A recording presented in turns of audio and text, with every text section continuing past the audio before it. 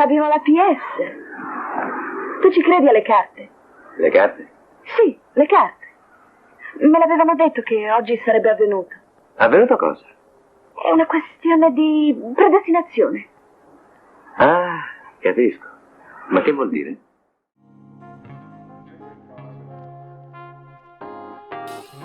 Bentornati in soffitta per il podcast dedicato alle regine della commedia sexy italiana degli anni 70 e 80. Oggi scopriamo insieme una delle attrici all'epoca più desiderate del grande schermo, una vera icona di bellezza e sensualità. Con questo video voglio rendere omaggio a Dagmar Lassander.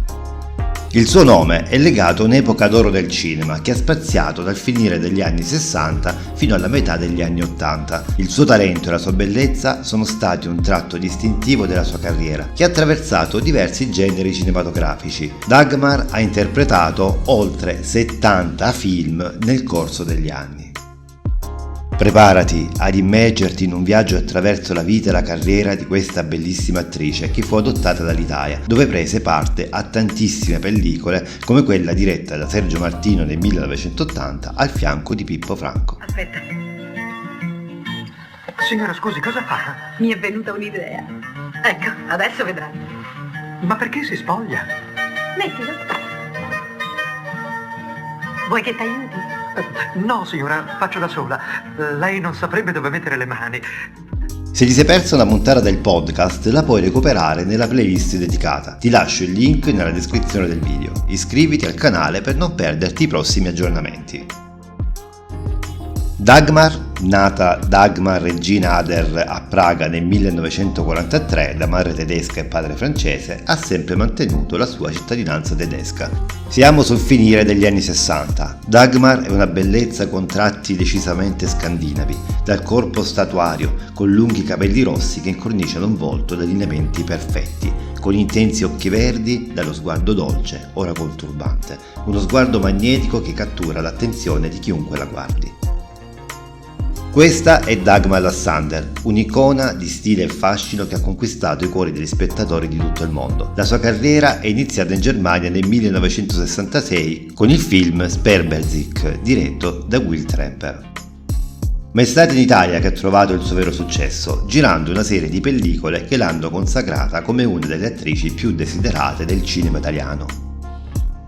Il 1969 è stato un anno di svolta per la carriera di Dagmar. È stato il momento in cui ha ottenuto un ruolo di grande rilevanza nel film Femina Ridens, diretto da Pietro Schivazappa. Questo film è stato un successo sia di critica che di pubblico, consolidando la sua reputazione come attrice di talento e sensualità. Dagmar ha mostrato coraggio nel rappresentare scene audaci, rompendo gli schemi e portando sullo schermo una sensualità mai vista prima.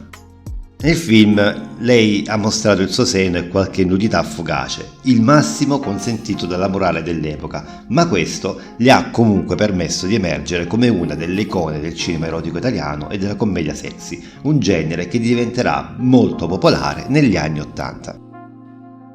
L'attrice si legò presto al ruolo della seduttrice lasciva e dal 1969 iniziò a farsi conoscere nel cinema internazionale, specialmente di produzione italiana. Negli anni 70 e 80 lavorò spesso come attrice protagonista in un gran numero di film erotici, polizieschi e d'orrore diretti da maestri del genere quali Lucio Fulci, Mario Bava, Lamberto Bava, Fernando Di Leo e Gio D'Amato, recitando inoltre anche in Piedone l'Africano al fianco di Bud Spencer diretto da Steno, nel Corsaro Nero al fianco di Capirbedi e nel Comune Senso di Pudore diretto da Alberto Sordi. Memorabili le sue interpretazioni nei due classici horror di Lucio Fulci, Black Cat, cioè il gatto nero, e quella villa accanto al cimitero, come nella pellicola cult di Mario Bava, Il rosso segno della follia.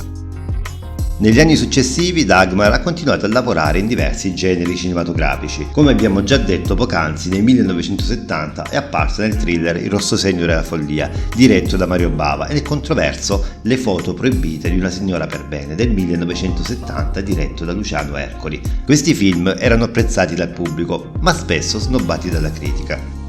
Nel 1972 ha interpretato Guardami nuda, diretto da Italo Alfaro. La sua notorietà continuava a crescere, anche se Dagmar non riusciva a sfuggire al cliché di essere bella e nuda. Nel 1973 ha avuto un ruolo importante nel film Il Consigliori, diretto da Alberto De Martino, al fianco di Martin Balsam e Thomas Millian. Nel 1974 ha recitato in ben 5 film, tra cui Verginità, Adolescenza perversa, entrambi di genere erotico, e Assassinio a sangue freddo. Nel corso degli anni 70 l'attrice ha continuato a lavorare in commedie velate di erotismo come Lo stallone del 1975 e Il vizio le calze nere, sempre del 75, con Ninetto Davoli. Nel 1976 ha raggiunto un record personale, girando ben 12 film in un solo anno. Tra questi spiccano Il comune senso del pudore, diretto da Alberto Soldi, e Classe mista del 76, diretto da Mariano Laurenti. Negli anni 80 è nel cast del film pluripremiato nomination all'Oscar La famiglia di Ettore Scola. Nella sua carriera recita accanto a nomi noti del grande cinema quali Vittorio Gassman, Philippe Leroy, Kim Rossi Stewart, Michele Placido, Florinda Bolqua, Philippe Noiret, Ricky Tognazzi, Sergio Castellitto e molti altri. Quasi sempre doppiata, la si può ascoltare recitare con la sua voce in Viva la foca e nelle serie televisive I ragazzi da terza C e I ragazzi del muretto. Nonostante il successo ottenuto nel cinema italiano, Dagmar Lassander ha avuto difficoltà a trovare ruoli di rilievo negli anni successivi. Ha continuato a recitare in commedie come Zucchero, miele e peperoncino del 1980 con Pippo Franco e Occhio malocchio, Prezzemolo e Finocchio del 1983, ma ha avuto poche occasioni per mettersi alla prova in pellicole di alto livello.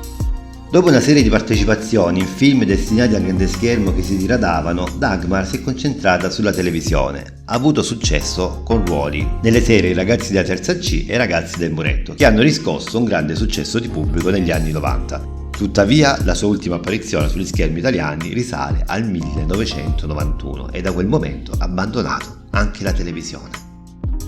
Come molte attrici del periodo d'oro del cinema, Dagmar non è riuscita a esprimersi al massimo delle sue potenzialità. Nonostante le sue indubbie doti di bellezza, freschezza e fascino, è stata spesso relegata a ruoli che non andavano oltre il cliché della donna bella e nuda.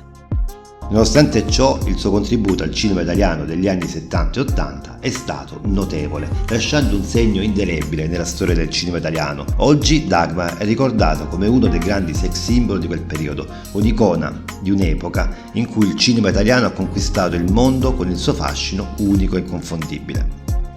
Quindi, che dire, grazie Dagmar Lassander per averci regalato tanti momenti magici sul grande schermo, e cliccando sul video accanto scoprirai la storia di un'altra bellissima e sensuale attrice di quel fantastico periodo.